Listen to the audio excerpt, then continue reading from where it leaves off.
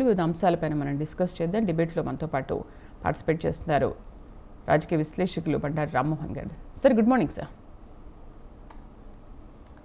Sir good morning sir. మ్యూట్లో ఉన్నారు sir. Good morning Sridevi గారు. సార్ ఏమంటారు అంటే ఒక చైర్మన్ పైన అవిశ్వాస తీర్మానం సభ్యులు పెట్టడం అనేది అసలు ఇంతవరకు చరిత్రలో ఎప్పుడైనా జరిగిందా? అంతకుముందు ఒక ఇద్దరి పైన పెడితే ఒకరిపైన మాత్రం అవిశ్వాసం ఓకే అయింది, కానీ ఇంకొకరిని సభ ఆమోదించలేదు అన్న న్యూస్ కూడా విన్నాం సార్. అంటే ఒక రకంగా చెప్పాలంటే ఇది మొదటిసారి అంటున్నాను. గతంలో చేసినా కూడా పూర్తి స్థాయిలో అవిశ్వాసం కాలేదు. కనుక ఒక రకంగా చెప్పాలంటే ఇప్పుడు ఈ అవిశ్వాస తీర్మానం కన్నా ముందు ధన్ఖడ్ గారి ప్రవర్తన గురించి కూడా మనం మాట్లాడుకోవాలి. ఉపరాష్ట్రపతి కావచ్చు, అంతకుముందు పశ్చిమ బెంగాల్ గవర్నర్ గా ఉన్నప్పుడు ఆయన మన మమతా బెనర్జీని చాలా ఇబ్బంది పెట్టిన సందర్భాలు చూసినాం మనం.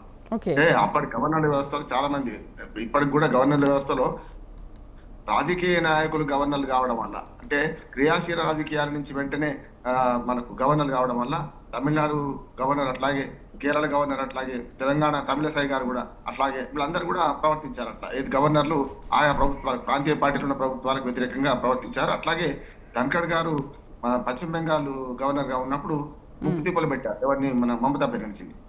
ఆ తర్వాత ఆయన ఉపరాష్ట్రపతి అయ్యారు. ఏమైందంటే ఉపరాష్ట్రపతి పదవి రీత్యా ఆయన రాజ్యసభ చైర్మన్ కూడా ఎవరుంటే వాళ్ళు ఉంటారు. గతంలో వెంకయ్యనాయుడు గారు కూడా చేశారు. ఎవరైనా సరే ఉపరాష్ట్రపతి రాజ్యసభ చైర్మన్ గా ఉంటారు. కనుక ఇప్పుడు ఒక అధికారిక ప్రతినిధిగా వ్యవహరిస్తున్నారు ధన్ఖడ్ గారు అనేది వీళ్ళ ఆరోపణ, ప్రతిపక్షాల ఆరోపణ. దానికి తగ్గట్టుగానే కొంచెం ప్రవర్తిస్తుంది అనిపిస్తుంది.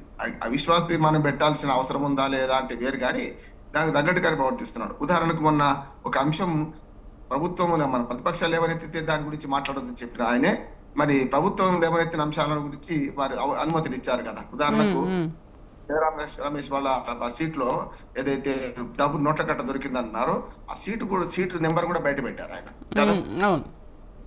అందుకని ఏమైతుందంటే అక్కడ మన సీట్ నెంబర్ బయట పెట్టడం వల్ల ఆయన దోషిగా నిలబెట్టే ప్రయత్నం చేసింది. త్వరగా చెప్పాలంటే అది ఎంక్వైరీ చేస్తున్నాం, ఎట్లా జరుగుతుందో చూద్దామంటే బాగుండేది. అంటే సభానాయకుడిగా, సభాధ్యక్షుడిగా కొన్ని విషయాల్లో నిష్పక్షపాతంగా ఉండాలి కదా ఆయన. అందుకని ఆయన ఏమన్నాడంటే, ఈసారి నాకు నా చాంబర్, నా సీటు పక్కన చిన్న ఒక లాకర్ ఏర్పాటు చేయండి, ఏమొచ్చినా అందులో గ్లాస్ డోర్ ఏర్పాటు చేయండి, అందులో పోయి కూర్చుంటా, ఆ తర్వాత నేను లాక్ వేసుకొని పోతా అనే మాట మాట్లాడారు కదా. అందుకని నేను ఏమంటున్నానంటే స్పీకర్ గా, అంటే చైర్మన్ గా ఆయన నిష్పక్షపాతంగా వ్యవహరించడం లేదనేది కొంచెం నిజమే. ఇప్పుడు ఏంటి అంటే చైర్మన్ అనే వాళ్ళు ఒక ప్రభుత్వ అధికారిగా పని చేస్తున్నారు అంటే పక్షపాతం వ్యవహరిస్తున్నారు అనుకోవచ్చు అక్కడ. స్పీకర్లు కానీ చైర్మన్ల అధికారము నా ఉద్దేశం నిష్పక్షపాతంగా ఉండాలి. యాక్చువల్ గా స్పీకర్ తీసుకున్న కానీ లేకపోతే చైర్మన్ తీసుకున్న వాళ్ళు కానీ పార్టీలకు అతీతంగా. ఇంకొక పదవి కూడా ఉంది, ఉపరాష్ట్రపతి కనుక రాష్ట్రానికి రాష్ట్రపతి తర్వాత రెండో పౌరుడు కదా, ఆ రకంగా కూడా బాధ్యత ఉండాలంటున్నాను. కానీ ఇక్కడ అవిశ్వాస తీర్మానం చెల్లుతుందా చెల్లదా లేకుండా అవుతుందంటే ఫస్ట్ సాంకేతికంగా పెద్ద ఇబ్బందులు ఉన్నాయి దీనిలో శ్రీదేవి గారు. ఎట్లా అంటే 14 రోజులు నోటీస్ ఉండాలి, కానీ వాటి ఇస్తే ఇప్పటికి 20 డిసెంబర్ నాటికి రాజ్యసభ పదవి మన సమావేశాలు ముగుస్తాయి. కనుక 14 రోజులు కావు. కనుక ఇప్పుడు ఇచ్చిన నోటీస్ ఏదైతుందో ఈ నోటీసు వచ్చే రాజ్యసభ మన సమావేశాలకు చెల్లుతుందా లేదా అనేది వివాదాస్పదం. అంటే నా ఉద్దేశం చెల్లదు. యాజ్ ఎ లీగల్ గా, యాజ్ అడ్వకేట్ చెప్తుంది ఏంటంటే ఇప్పుడు ఇచ్చిన నోటీస్ 14 రోజులు దాటిందంటే మళ్ళీ ఇన్ఫ్రాక్షన్ అవుతుంది, మళ్ళీ కొత్తగా ఇవ్వాల్సి వస్తుంది. కనుక ఇది కేవలము ఆయన బెదిరించడం కోసమే, కొంచెం జలకివ్వడం కోసమే పెట్టారు అనుకుంటున్నాను. కానీ ప్రతిపక్షాల అభిప్రాయాన్ని గౌరవించాల్సిన బాధ్యత ప్రభుత్వానికి ఉన్నది, చైర్మన్ మీద ఆ బాధ్యత ఉందని నేను అంటున్నాను. ఎందుకని ఇప్పుడు ఇంత దాకా రాణించుకునేది లేకుండే దానికంటే స్పష్టంగా ఏంటంటే ఒక గౌరవప్రదమైన స్థానం అది. అట్లాగే ఉపరాష్ట్రపతి ఇంపీచ్మెంట్ కు వేరుగా ఉన్నాయి, అవిశ్వాస తీర్మానానికి కానీ నో కాన్ఫిడెన్స్ మోషన్ కానీ వేరే ఉన్నది. అది అక్కడికి వచ్చేకల్లా అక్కడ ఇంపీచ్మెంట్ అంటారు. ఓ రకంగా చెప్పారంటే సుప్రీంకోర్టు న్యాయమూర్తులను, సుప్రీంకోర్టు ప్రధాన న్యాయమూర్తిని, అట్లాగే రాష్ట్రపతిని, ఉపరాష్ట్రపతిని తీసేయడానికి పద్ధతులు వేరే ఉన్నాయి. 61A సెక్షన్ ప్రకారం ఏంటంటే మనకు రాజ్యాంగంలో స్పష్టంగా ఇది అది ఒకటే గాని, పదవులు ఒకటే గాని బాధ్యతలు వేరు కదా. ఇక్కడ అవిశ్వాస తీర్మానం పెట్టాలి, కానీ సాంకేతికంగా మాత్రం ఇప్పుడైతే దానికి లిమిట్ సరిపోదు, టైం లిమిట్ సరిపోదు కనుక పోతుండొచ్చు అనుకుంటున్నాను. కానీ ఒక మాట ఏంటంటే ఆయన మీద ఒత్తిడి విధించడానికి, రేపొద్దున నిష్పక్షపాతంగా ప్రవర్తించకపోతే మేము వెంబడి పడతాం, మళ్ళీ నోటీసులు ఇస్తామనే దానికి ఒక సంకేతంగా భావించవచ్చు. అంటే ప్రభుత్వము, అధికార పక్షము లేకుంటే ప్రతిపక్షం, ఈ రెండు కూడా సభలో బాధ్యులే కదా. ప్రభుత్వం అంటే ఓన్లీ అధికార పక్షమే కాదు, ప్రతిపక్షంలో కూడా సభ్యులు కూడా ప్రభుత్వంగా గుర్తించాల్సిన అవసరం ఉందని. కానీ ధన్ఖడ్ గారు ఇప్పటికైనా కొంచెం తన ప్రవర్తన మార్చుకోవాల్సిందే, దానివల్ల హుందాతనం పెంచుకోవాల్సిందే అంటున్నాను. అట్లయితే బాగుంటది. రెండోది కూడా ఏంటంటే ఇప్పటి వరకు కాలేదు కనుక ఇది కూడా కాదనుకుంటున్నాను. ఒక రకంగా ఆయన మీద అవిశ్వాస తీర్మానం అనేది ఒక మచ్చగానే మిగిలిపోద్దని అనుకుంటున్నాను. ఉమ్. మెజారిటీ కానీ లేదు ఎట్లా అంటే ఇప్పుడు బీజేపీ ఆయన ద్వారా ప్రదర్శిస్తున్న ఈ వైఖరి అనేది అక్కడ స్పష్టంగా కనిపిస్తుంది అనుకోవచ్చు. ఎందుకంటే ప్రతిపక్షాలు కూడా అదే మాట్లాడుతున్నాయి కదా, ఆయన ద్వారానే బీజేపీ ఏంటనేది బయటపడిపోతుంది అని. అంటే డూడు బసవన్లు కావద్దు కదా. అధికార పక్షం ఒత్తిడి చేస్తుంది. స్పీకర్ల వ్యవస్థ కూడా అట్లాగే ఉంది కదా, చూస్తున్నాం కదా మనం.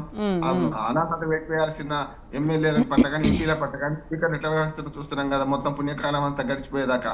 అందుకని ఒకనాడు మౌలంకరు లేకపోతే అయ్యదేవర కాళేశ్వరరావు లాంటి వాళ్ళు స్పీకర్లు పనిచేసినప్పుడు పార్టీలకు పక్షపాతం లేకుండా పార్టీలకు అతీతంగా పనిచేసేవాళ్ళు. ఇప్పటికి కూడా నేను ఏమంటున్నాను అంటే ఇటువంటి బాధ్యతాయుతమైన నిష్పక్షపాతంగా వ్యవహరించడానికి ఏ పార్టీ నుంచి ఎన్నికైనా వాళ్ళ స్పీకర్లుగా వీళ్ళ ఎన్నికైన తర్వాత పార్టీల ప్రసక్తి ఉండొద్దని నేను అంటున్నాను. ఇప్పుడు యాక్చువల్గా ఉపరాష్ట్రపతిగా పార్టీల ప్రసక్తి లేదు, పార్టీ నుంచి ఎన్నికైనట్టు కాదు. కానీ తప్పనిసరి మరి వాళ్ళు ఎన్నికైనప్పుడు ఆ సంయమనం పాటించాల్సిన అవసరం ఉంది కదా అని. వెనకటి విషయంలో కొంత పక్షపాత ధోరణి లేకుంటే ప్రభుత్వం చెప్పిందని ఆమోదిస్తున్నాడు, ప్రభుత్వం వెనకటి చిట్టీలు అందిస్తుంది, అధికార ప్రతినిధిగా ప్రవర్తిస్తున్నారనే ఆరోపణ ఎదుర్కొంటున్నప్పుడు కొంచెం జాగ్రత్తగా ఉంటే బాగుంటుంది. బట్ ఎగువ సభ చరిత్రలో తొలిసారిగా విపక్షాలు నోటీస్ ఇవ్వడం అనేది ఇది మొట్టమొదటి కాదు కదా సార్? 50 మంది ఉండాలి మినిమం దీనికి అవిశ్వాస తీర్మానానికి మద్దతు. ఎందుకంటే 99 మంది ఇప్పుడు మన వైనాడు నుంచి ఆమె ఎన్నికైంది కదా ప్రియాంక గాంధీ, కనుక 99 సీట్లు అధికార పక్షానికి ఉన్నాయి. అవి కాకుండా మిగతా పక్షాలకు 150 దాకా ఉన్నాయి కనుక 50 సీట్లు ఉన్నాయి. కానీ మొత్తం మీద చూస్తే రాజ్యసభలో చూసుకుంటే మెజారిటీ ఇప్పుడు బీజేపీదే ఉన్నది.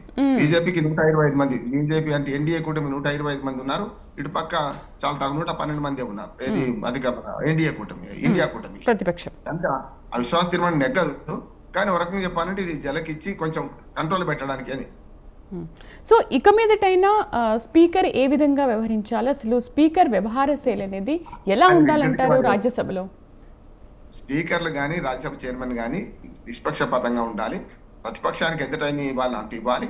కొన్ని వాయిదా తీర్మానాలు కానీ 0 అవర్ల ప్రశ్నలు కానీ వాటికి చూసుకుంటే వాయిదా తీర్మానాలు అనుమతించడం కానీ కొంచెం బ్యాలెన్స్ గా ఉంటే బాగుంటది. కానీ ఇప్పుడు వాళ్ళు అక్కడి నుంచి ఎన్నికైనప్పుడే వాళ్ళు వరకు చెప్పినట్టు పార్టీ ప్రతినిధులతో ఎన్నికైంది కనుక కొంత ఉంటది. కానీ అంత బహిరంగంగా ఇప్పుడు మాంసం తింటామని భూమికలు మెళ్ళ వేసుకోవద్దు కదా, అది అవసరం ఉంటుంది.